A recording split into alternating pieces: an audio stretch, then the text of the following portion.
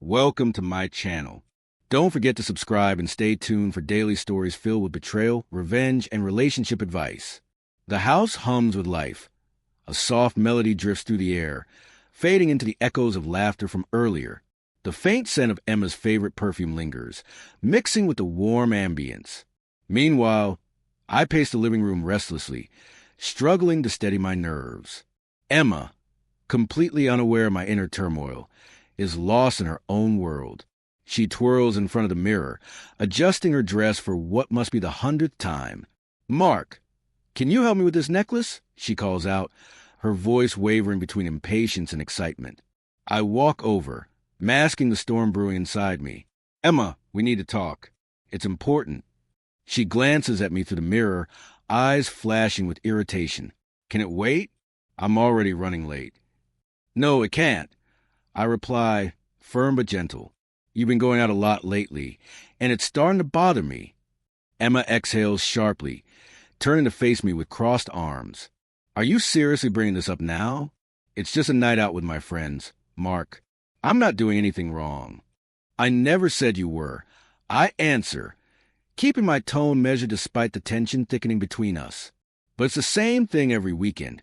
You go out and I'm left here alone. It's starting to feel like your social life is more important than our marriage." She tugs at her dress in frustration. "This is ridiculous. Everyone needs time with their friends. I have hobbies. I have a life. Why is that a problem?" I hesitate, then push forward, my voice quieter but firm. "Is it just fun, Emma? Or is there more to it?" Her face flushes, whether from anger or hurt, I can't tell. "Are you accusing me of cheating?" "No," I say, exasperated. "But when you're constantly going out and barely talk about it, how am I supposed to feel? It's like there's a part of your life you're keeping from me." Her gaze hardens. "I'm not a child, Mark. I don't need to report every little thing I do. I'm just spending time with my friends, nothing more." I inhale deeply, try and keep my emotions in check. "I'm not asking you to stop seeing them. I just want you to consider how this affects us. I need to feel like I matter, too. If this continues, I don't know how we're supposed to move forward."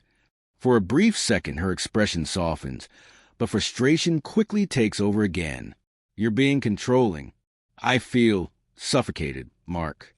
If you can't trust me to go out and enjoy myself, maybe the real issue is your insecurity." Her words cut deep, forcing me to take a step back. "Maybe you're right. I admit, barely above a whisper. Maybe I am insecure. But I can't ignore how this is making me feel." Emma shakes her head, letting out a heavy sigh. "I'm leaving now. We can talk about this later, if you're still upset." Without another word, she grabs her purse and walks out, the soft click of the door echoing through the silence she leaves behind. I sink onto the couch, staring into the dimly lit hallway. The quiet feels heavier than before, amplifying the growing distance between us. The next morning, tension hangs thick in the air, stretching between us like an unspoken argument. Emma and I move through the house as if separated by an invisible wall, lost in our own thoughts. After a restless night, I decide I can't keep avoiding this. No more dancing around the issue. I need to confront her directly. I wait for her in the living room, where golden streaks of morning sunlight slip through the curtains, casting long, somber shadows across the floor. Emma finally appears, still groggy from the night before. Her eyes meet mine, immediately sensing the weight in the air. "Good morning," she says, attempting a light-hearted tone. "What's up?" I take a deep breath. It's time to talk. I answer calmly, determined to keep my composure. "We need to talk." Emma sets her coffee mug on the table and perches on the edge of the sofa, her expression guarded. "About what?"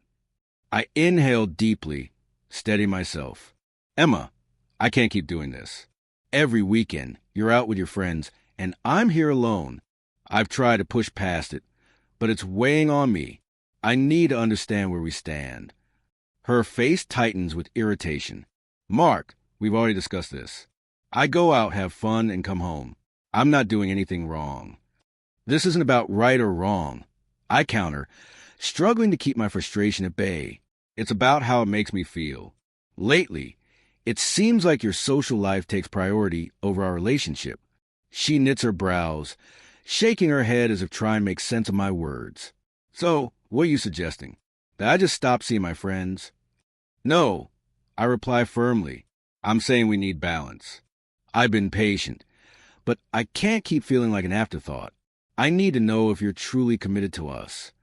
Emma's expression hardens as she crosses her arms.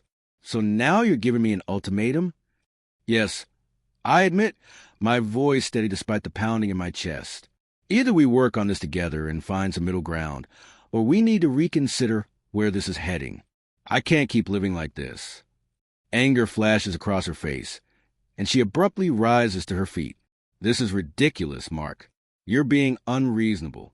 I have my own life, and if you can't handle that, maybe the problem is you. I shake my head, my voice strained but unwavering. This isn't about control, Emma. It's about holding on to something that matters to me. I need to feel like we're moving forward together, not growing apart. She exhales sharply, exasperation written all over her face. You're suffocating me, Mark. I need space. If you can't accept that, then maybe we're better off apart. Her words hit like a punch to the gut, but I stand my ground. If that's how you feel, then maybe we do need some distance. I refuse to stay in a relationship where I constantly feel overlooked. Emma grabs her purse, her movement swift and deliberate. Fine. I'm leaving. We can talk later, but I'm not making any decisions right now. The door slams behind her, and I sink onto the sofa, a storm of emotions swirling inside me. The ultimatum has been set, and now, all I can do is wait. The house feels colder, a hollow emptiness creeping into every corner. I can't shake the thought that this might be the beginning of the end. The silence is suffocating, thick with the echoes of our argument. Left alone with my thoughts, the uncertainty of our future looms over me like an unwelcome shadow. Emma's words linger in the air, refusing to fade.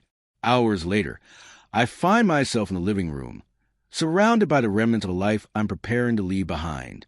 Half-packed boxes line the floor, stripping the space of its usual warmth. Every item I place inside carries the weight of the choices ahead. The only sound is the rhythmic ticking of the clock, a haunting reminder that time is slipping away. Then, through the stillness, Emma's laughter drifts in from outside as she heads out once again. The sound bounces off the empty walls, amplifying the loneliness settling deep in my chest. I'm sealing a box shut when I hear the familiar click of the lock turning. Her key rattles in the door, and I take a deep breath, bracing myself. Emma steps inside, but as soon as she notices the stacked boxes, her laughter fades. Confusion flickers across her face, quickly replaced by realization as her gaze falls on the note I've left on the coffee table. Her voice, once confident and defiant, now carries an edge of hesitation. "Mark," she calls out, her words echoing in the quiet house. Her eyes scan the room, her expression shifting. "Mark, where are you?" I step out of the bedroom, my chest tight with emotions threatening to spill over. "I'm here," I say, my voice quiet but firm. Emma's fingers tremble as she picks up the note from the table. She reads aloud, her voice catching on the words. "Emma, I can't keep living like this. I hope you find what you're searching for. I need to move on. Mark." Her face crumples, a mix of shock and pain flickering in her eyes. "You're leaving?" Just like that.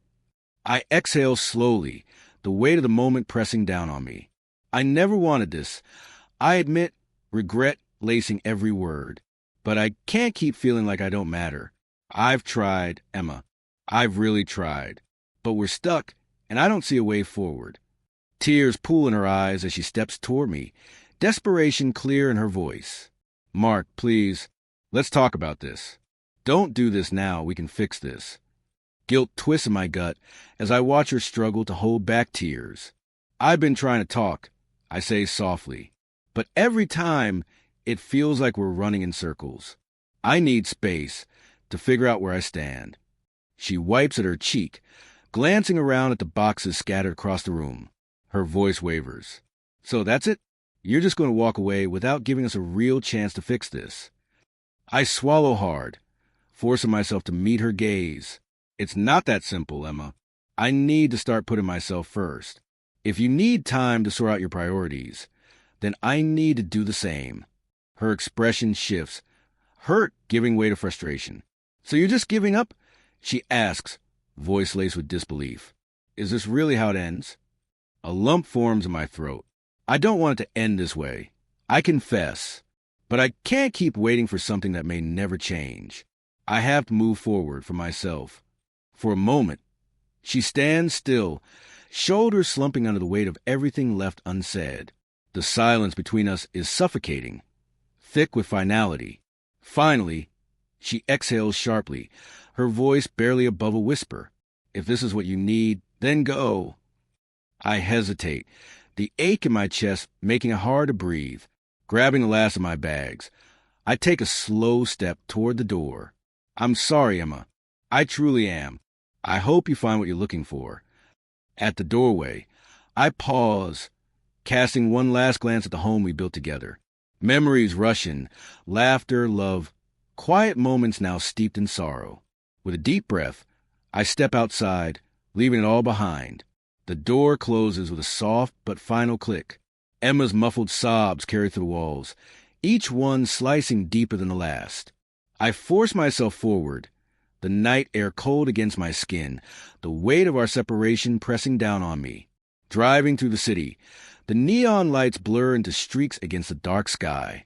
A hollow ache settles in my chest as I face the stark reality. There's no going back. Something between us has shifted beyond repair. The road ahead is uncertain, but it's the only path left to take. The days after my departure pass in a haze for Emma. The house, once filled with warmth and life, now feels unbearably quiet.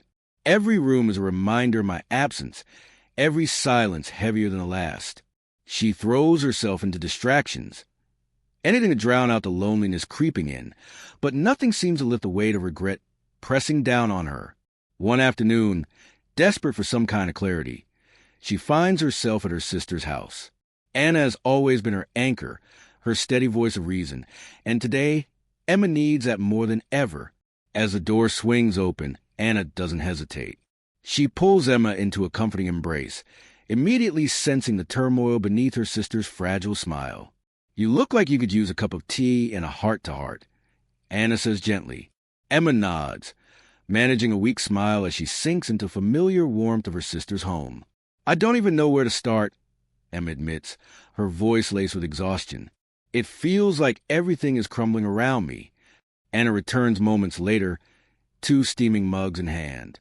She sets one in front of Emma before sinking into the seat beside her. Start wherever feels right. Anna encourages. Sometimes just saying things out loud makes them clearer. Emma stares into her tea, the rising steam blurring her thoughts. After a long pause, she finally speaks. Mark left a few days ago. He packed his things and walked out. I didn't think he'd actually go through with it. Concern flickers across Anna's face. How are you holding up? Emma lets out a shaky breath, her voice barely above a whisper. I don't even know. I was so wrapped up in my own world, going out having fun. I didn't realize how much I was pushing him away. I thought he was just being dramatic, but now I'm not so sure. I should have listened. Anna reaches over, giving her sister's hand a reassuring squeeze. It's hard to see things clearly when you're in the middle of them. Sometimes it takes distance to understand what's truly important. Tears spill over Emma's lashes as she nods. I was dismissive, convinced things would work themselves out. But now it feels like I've lost everything. Their conversation is interrupted by the chime of the doorbell. Anna rises to answer it and returns a moment later, holding a sealed envelope. This came for you, she says, handing it over.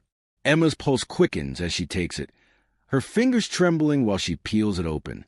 Inside is a formal letter, the words stark and final. Mark has filed for divorce. Her face drains of color as she reads. He's actually doing this, she whispers. He's really moving on. Anna's expression softens with sympathy. I'm so sorry, Emma. This must be incredibly difficult to take in. Emma leans back against the couch, a wave of emotions crashing over her.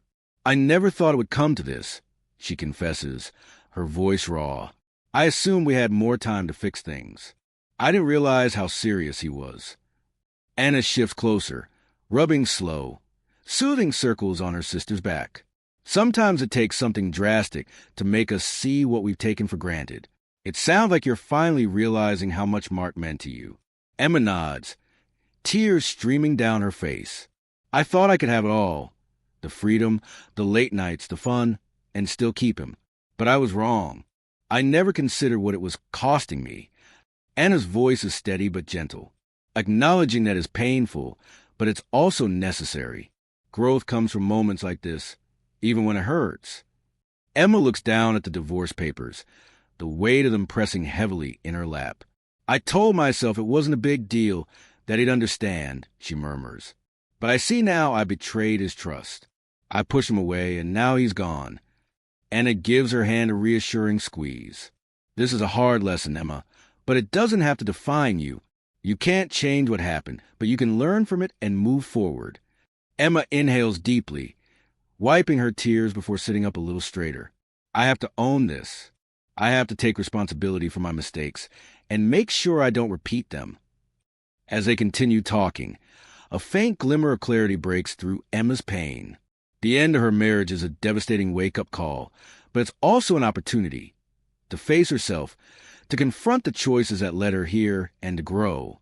The road ahead will be long and filled with regret, but she knows she has no choice but to walk it. The fleeting joy of her nights out had caused her something irreplaceable. And as she clutches the divorce papers, she silently vows that she won't let this be the end of her story.